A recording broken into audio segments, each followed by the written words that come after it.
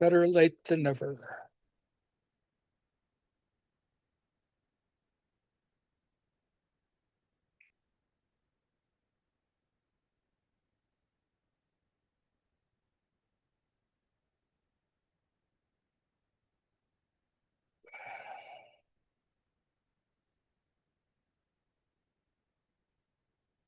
Okay. Welcome to Dis and Dat.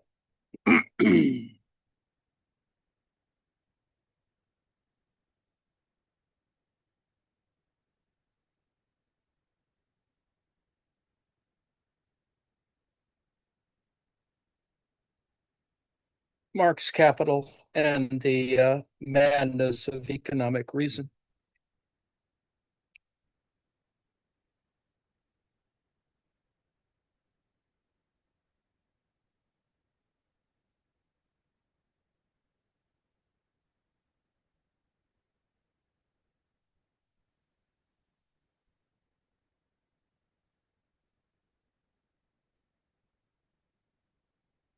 Well, I guess it's working. The reason why we're looking at this is an intermediate step to considering what we were just looking at in terms of cultural topology. That was on, and then I missed a day, almost two. Uh, the whole point of this, of course, is to consider valorization, ultimately to valorization, and then to work out the surplus value problem. Now, I know it's a long way to get there, but the cultural topology thing allows us to get there. Harvey begins with a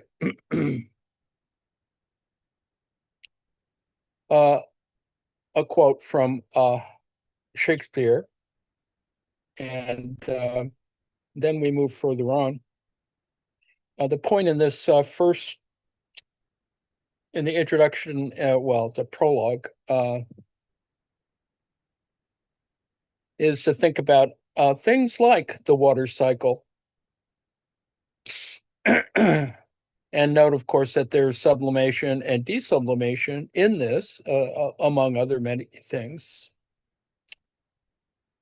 Anyway, throughout his life, Marx made a prodigious effort to understand how capital worked. He was obsessed with trying to figure out how what he called the laws of motion of capital affected daily life of the common people. He relentlessly exposed the conditions of inequality and exploitation that lay buried in the morass of self-congratulatory theories propounded by the ruling classes. He was particularly interested in why capitalism seemed to be so crisis-prone. Were these crises, like those he experienced firsthand in 1848 and 1857, due to external shocks such as wars, natural scarcities, and bad harvests, or was there something about the way capital itself worked that made such destructive crashes inevitable? This question still bedevils economic inquiry, given the sad state and confusing trajectory of global capitalism since the crash of 2007, 2008, and its deleterious impacts on the daily lives of millions of people. It seems a good moment to review what Marx managed to figure out. Maybe there are some useful insights here to help clarify the nature of the problems that we're now facing. It is not, alas, easy to summarize Marx's findings and follow his intricate arguments and his detailed reconstructions. This is partly due to the fact that most of his work was incomplete. Only a small fraction of it ever saw the light of day in a form that Marx thought fit for publication. The rest exists as an intriguing and voluminous mass of notes and drafts, comments of self-clarification, thought experiments of what if it worked like this variety, and a host of rebuttals of real and imagined objections and criticism. To the degree that Marx himself relied a great deal on a critical interrogation of how classical political economy answered these kinds of questions, where figures like Adam Smith, David Ricardo, Thomas Malthus, James Stewart, John Stuart Mill, Bentham, and a host of other thinkers and researchers held sway, So our reading of his findings also often demands a working knowledge of those he is criticizing. The same is true with respect to Marx's reliance upon classical German philosophy for his critical method, where the imposing figure of Hegel dominates uh, backed up by Spinoza, Kant, and a host of other thinkers, stretching way back to the Greeks. Marx did his doctorate on the Greek philosophers Democritus and Epicurus, and the French socialist thinkers such as Saint-Simon, Fourier, Proudhon, and Cabet um, into the mix. And the huge canvas upon which Marx sought to construct his oeuvre becomes intimidatingly apparent. Marx was, moreover, a restless analyst rather than a static thinker. The more he learned from his voluminous reading, not only of the political economists, anthropologists, and philosophers, but of the business and financial press, parliamentary debates, and official reports, the more he evolved his views.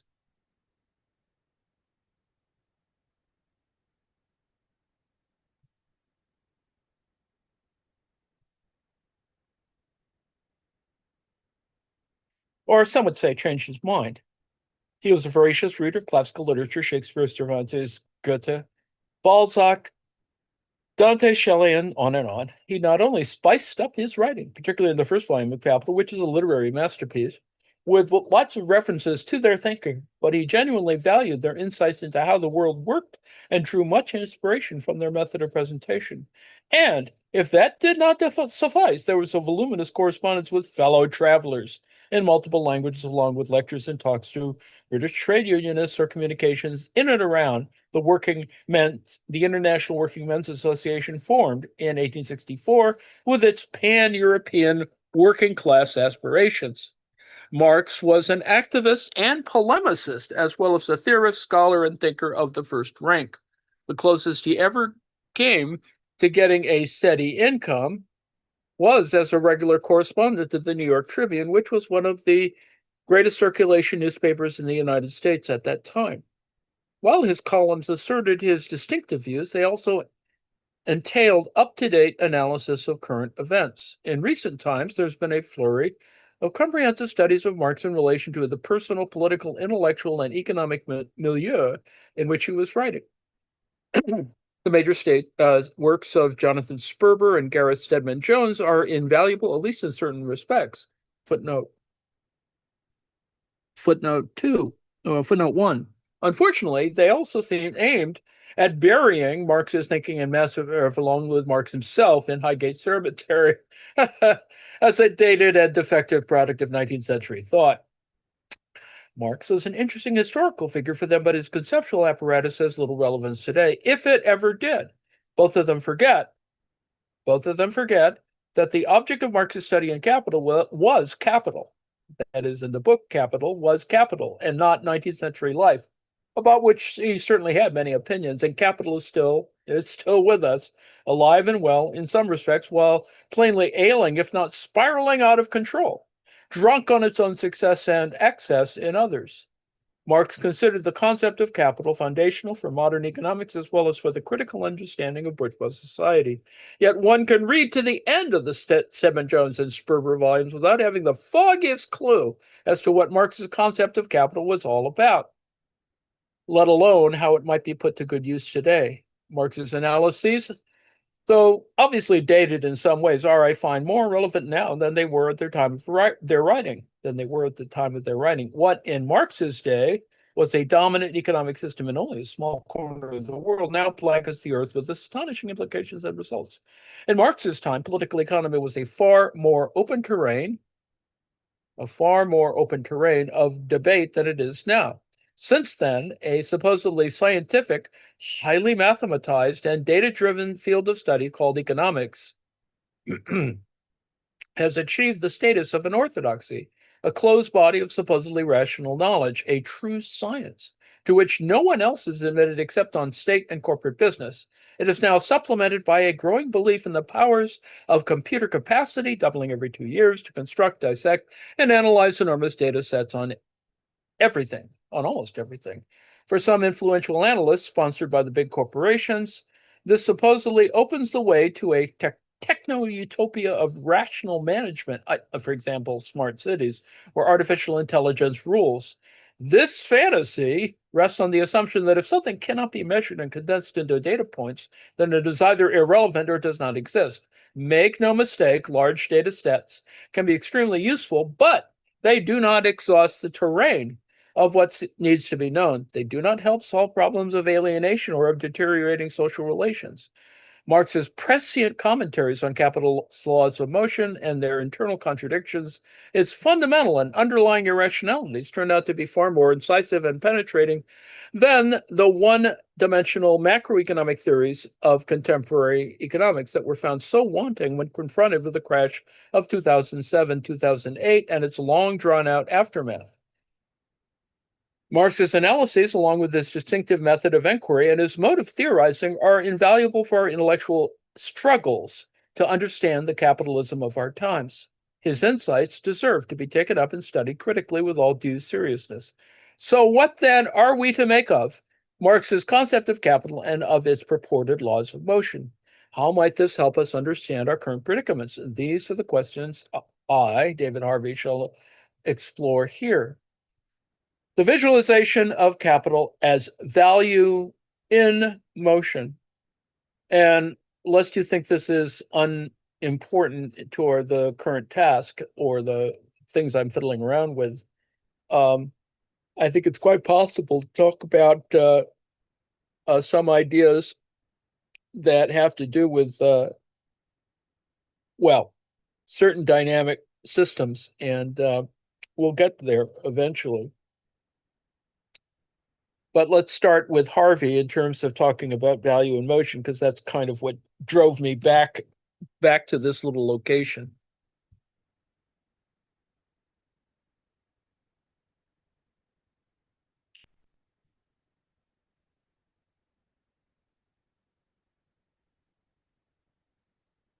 So the transformation of a sum of money into the means of production and labor power in their first phase of movement, undergone by the quantum of value, which is going to function as capital.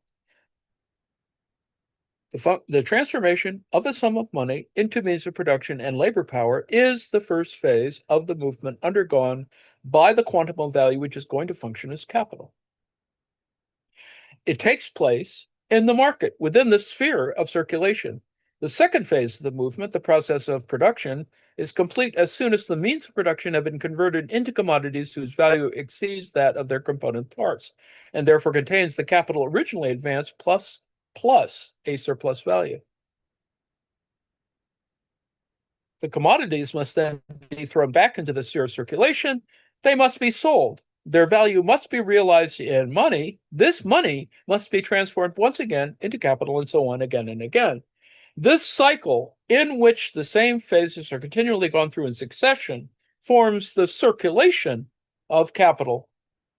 That's Capital Volume 1, page 709. Note, of course, there's a new translation. So, onto the David Harvey writes, I need to find some way to systematize Marx's voluminous writings on political economy, such as the 3 volumes of Capital, another 3 volumes of Theories of Surplus Value, the earlier published works, such as A Contribution to the Critique of Political Economy, and the recently edited and published notebooks, such as The Grundrisse, along with the notebooks from which Engels painstakingly reconstructed, not without criticism or controversy, the posthumously published versions of the second and third volumes of Capital. Then I need to find a comprehensive way to represent Marx's basic findings.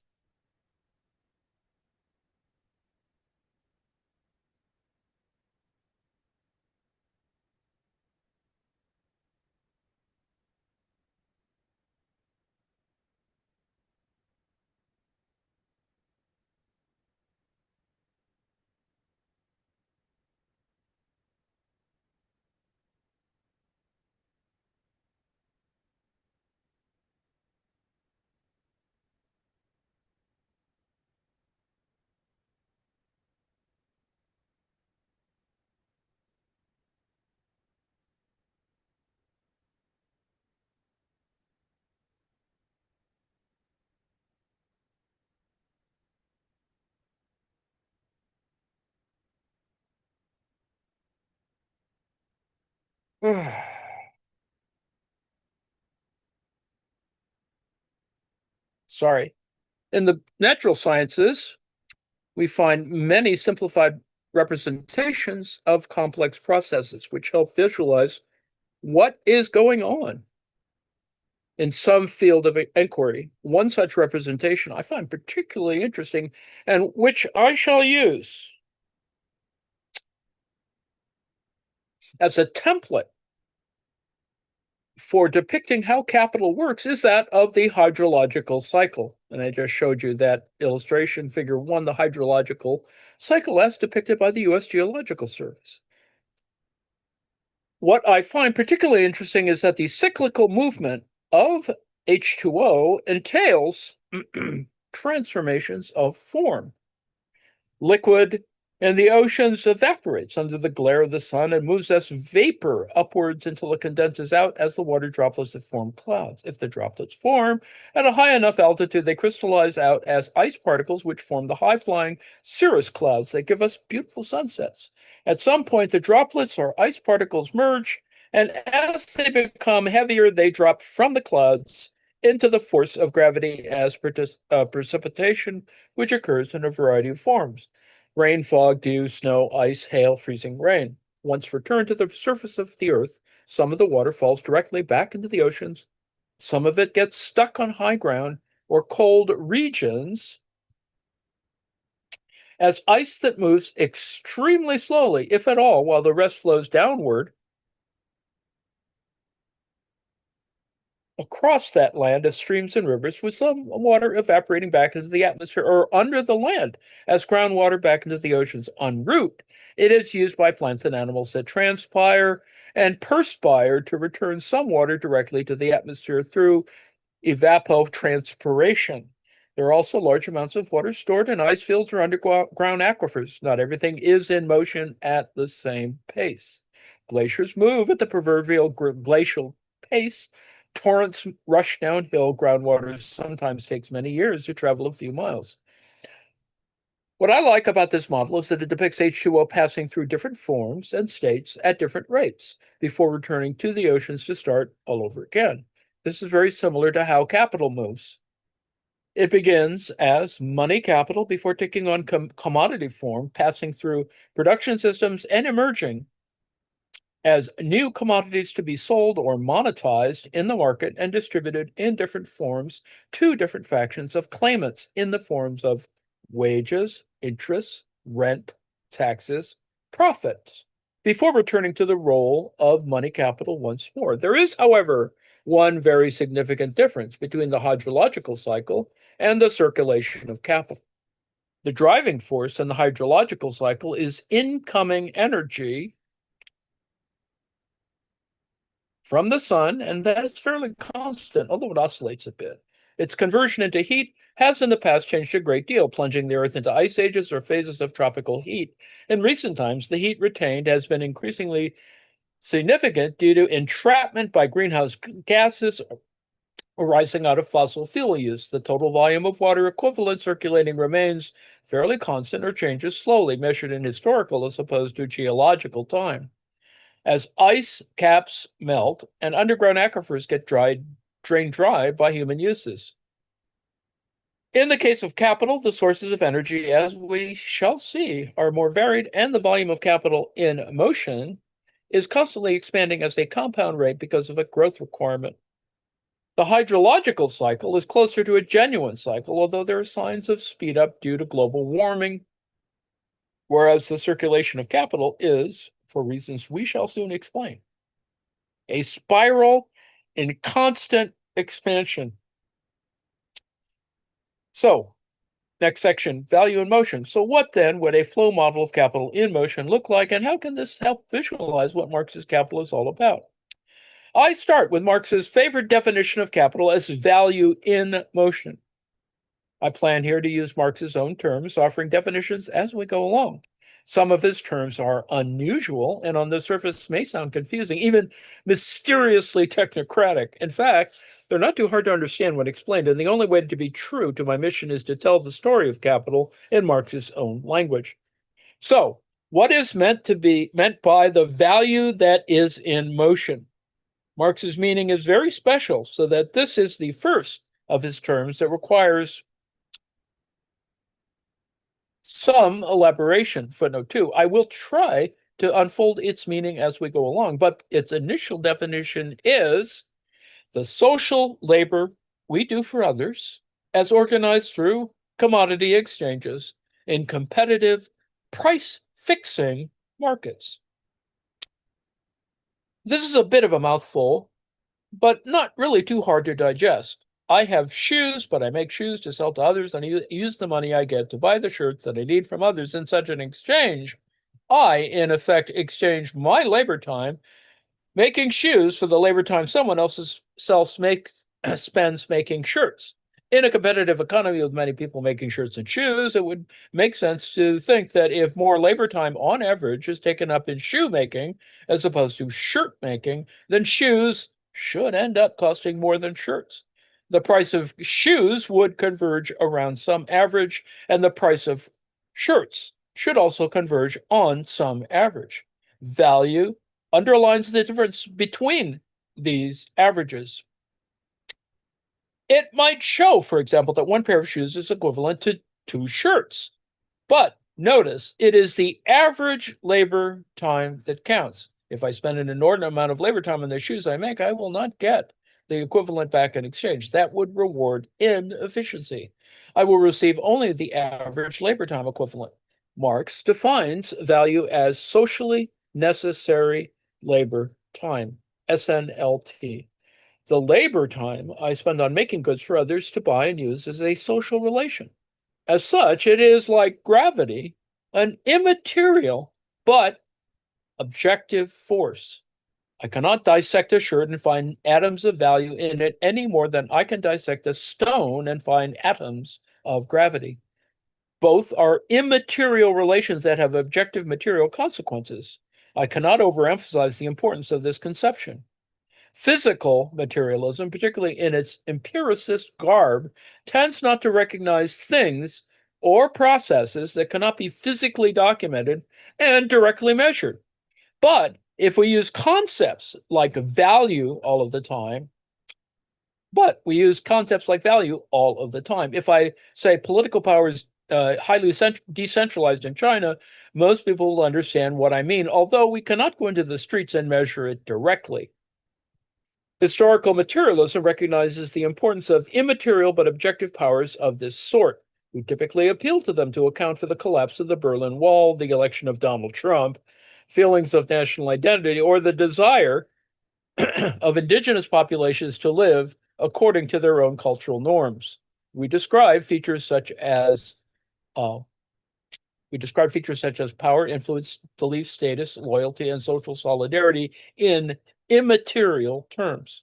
Value for Marx is exactly such a concept. Indeed, or material elements do not make capital into capital, writes Marx. Instead, they recall that capital is also, in another respect, a value. That is something immaterial, something indifferent to its material inconsistency. Footnote 2. Given this condition, a crying need arises for some sort of material representation, something we can touch and hold and measure of what value is about. This need is satisfied by the existence of money as an expression or representation of value. Value is the social relation, and all social relations escape direct material investigation. Money is the material representation and expression of this social relation. Footnote 3. If capital is value in motion, then how, where, and why does it move and take on the different forms that it does? To answer this, I've constructed a diagram of the general flow of capital as Marx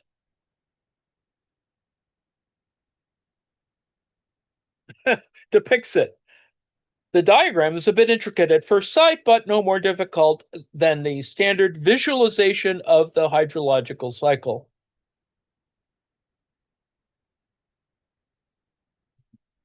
And yes, it's a bit hard to fathom, I suppose, and easier perhaps on your own device.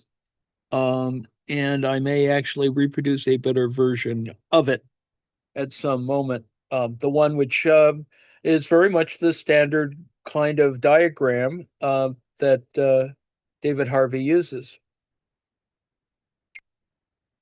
Okie dokie.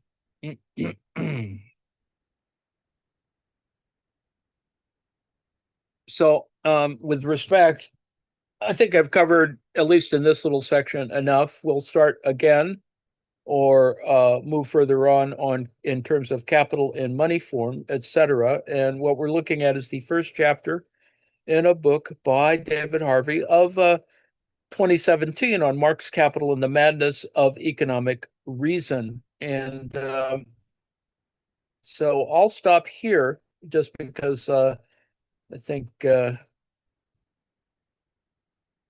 as I started a little late, and we'll finish up and move on anon. And it will be important, I think, to consider how when Harvey is talking about the hydrological cycle, that it always takes place within the context, not unlike capital, of a material world, and that this idea allows us to give us certain other kinds of elements to apply. The material world is also it is in fact, as we experience it, a topography, but also it is a topology. So we're going to look at that in a bit. So, with all due respect, we return to the meeting.